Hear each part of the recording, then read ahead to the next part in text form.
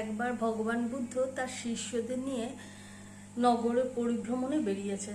দেখে রাস্তার পাশে একজন বউ তার বাচ্চা, মৃত বাচ্চাকে কোলে নিয়ে বিলাপ করছে আর বলছে যে ভগবান, আমার এই বাচ্চাকে তুমি ফিরিয়ে দাও, এই বাচ্চা ছাড়া আমার সংসারে কেউ নেই। সমানে ভগবানকে ডাকতে লাগছে আর কান্না করতে লাগছে।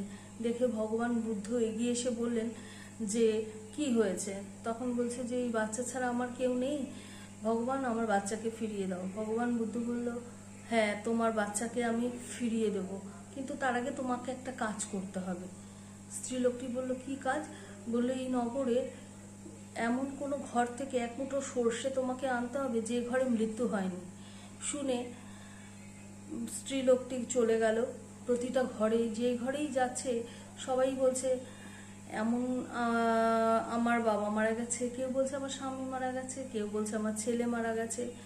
সকাল থেকে সন্ধে হয়ে ক্লান্ত শরীরে সে খালি হাতে ভগবান বুদ্ধের কাছে আবার ফিরে এসেছে। শান্ত মনে ভগবান বুদ্ধকে বলল যে এটা বুঝতে পারলাম যে যে জন্মাবে তার মৃত্যু হবেই, এটা নিশ্চিত।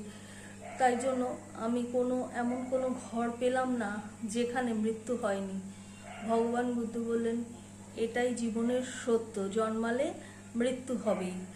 কিন্তু তার সঙ্গে আমাদের এটাও, শুধু আমার এই আপনজন, একে ছাড়া আমি থাকতে পারবো না, এই ভাবলেও আমাদের চলবে না। সবসময় মনে রাখতে হবে কেউ আমার আপন নয়।